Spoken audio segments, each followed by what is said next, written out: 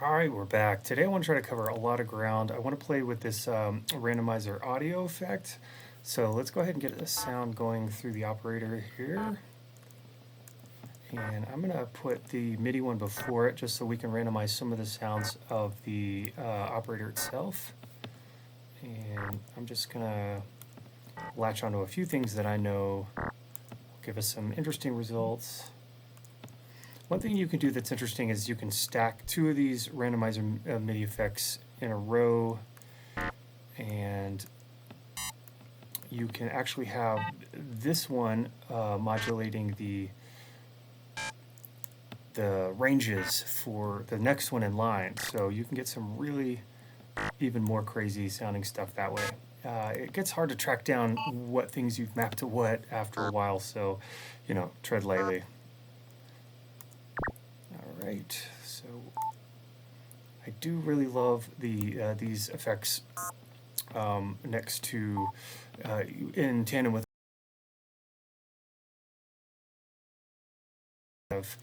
different random sounds. Okay, so I want to try something that is a lot of fun for me to play around with, and it is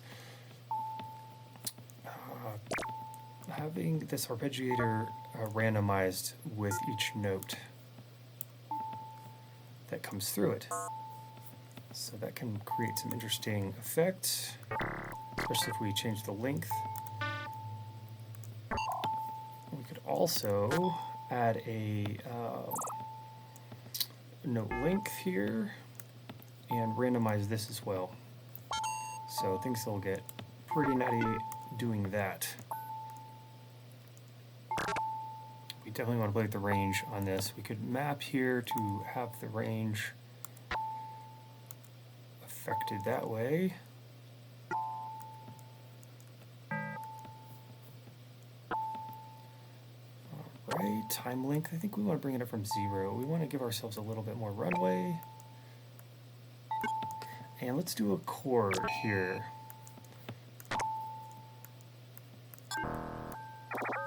Actually, before the arpeggiator, this way we get... And let's bring this down. All right, so we want to get this audio effect going here. You could set this to map the sound source coming before it, but ultimately that can create some, I think, way more unpredictable results. It's difficult to harness that way, in my opinion. So let's bring in the grain delay, kind of one of my cheap go-to tricks. And I'm just going to start mapping to all these. And let's bring this threshold up a little bit. So with each hit, more or less, we get something new. Pretty zany. Let's also bust out a shifter. Well, you can already hear, as goofy as some of it is, and it needs to be dialed. Some of the min-maxes on the mappers need to be dialed, I think. But you can already hear how much variety you can get with each MIDI note that is played. So if you really take some more time and hone it, you can make these randomizer tools do some pretty crazy heavy lifting as far as getting a lot of different timbres out of the same old boring soft synths.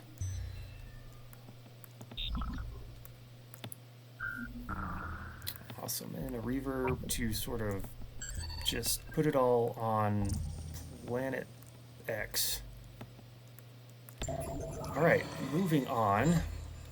I've got this reactor ensemble that I worked on a while ago. It is for free at patchstorage.com. I'll put a link. It's called Absalom 2. It's a great sound generator, beats, bass. You can even do some more tonal stuff with it. I won't go into the exact details of all what this does. Basically, you have a modular connections here that, if you use Reactor, you'll know currently, at least as far as I know, the blocks, the patch cables, you can't save various patch cable configurations in the snapshots, but using this system up here, you can actually do that. One thing I like to do is select a snapshot and then just use the arrow keys on my keyboard. Once this is in focus, or we can just hit these arrow keys here too and just kind of sort of spam through them a little bit. Or just click here and choose a lot of different ones. All right, covering a lot of ground here today. I want to introduce the Koala sampler. Many of you already know what this is. This is an amazing tool. There's a free version for Windows. It's pretty cheap for iOS or Android. A lot of fun. It essentially is a lot like the Concrete tool, as I mentioned before, except each one of these could essentially be kind of like a lane in a way of the Concrete tool. So right now I've got it set to mic. I've got audio piping from Ableton into this tool using a VB audio cable, free driver. So I'm just going to hit this here and record some of the output of Ableton. And if I turn this off here, and I click on this pad and hit edit, one shot loop is what I really like to do, because then you can just you can hit the pad and it just plays kind of forever on its own. So you can adjust the starts and endpoints. Pretty familiar, like the Concrete tool. You can get, kind of granular stuff here. You can actually go into the sequence mode, and if you hit this keyboard, you can choose a pad. And then if you have a keyboard set up, you could play, and there's a resample from app mode here too. So you can resample whatever's coming, basically playing through Koala. So if I hit this and you have some effects that records on the recording input, such as down, we've got a bunch of weird ones, and if you click and drag, you can adjust the amount of these different ones.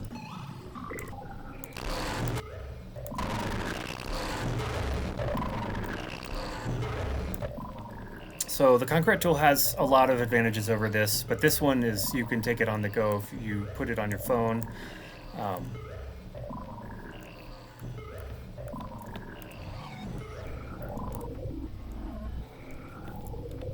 And I couldn't recommend it more as far as just a fast, fun way to just sketch, basically recording whatever.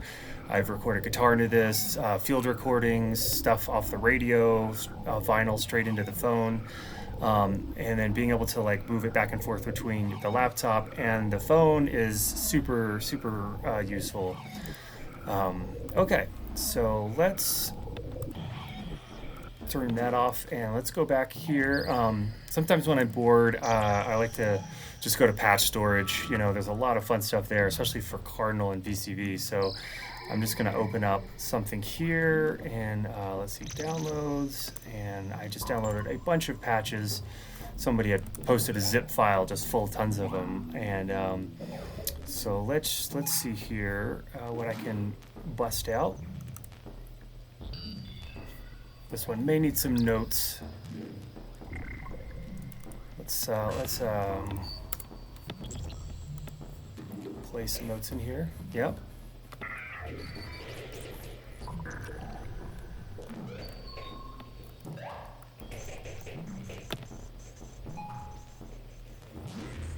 Awesome. Now we can just record some of it in the Concrete tool and call it a day. So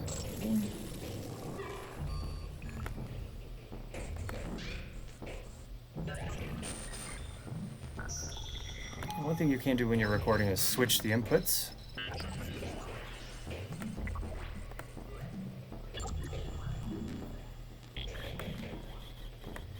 Okay, awesome. And now I want to turn this on, and I want to get some MIDI notes coming in to the Concrete tool. Let's start with just C4 controls that lane. So let's hit play, and one thing we can do is use the built-in randomizer,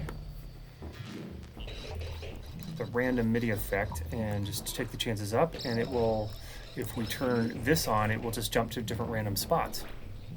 And we can use this to further adjust the pitch.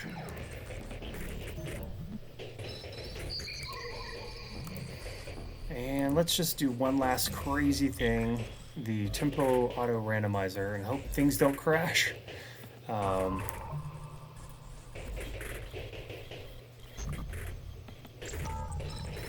right, pretty nutty sounding. I'd say we're somewhere in some far off distant future on a planet that looks like a metal ball, something out of GoBots. For those of you who grew up in the 80s, it's this is the soundtrack for the. Was it an apple core that had a bite out of it? I can't remember. Something ridiculous in GoBots. Anyway, happy sketching.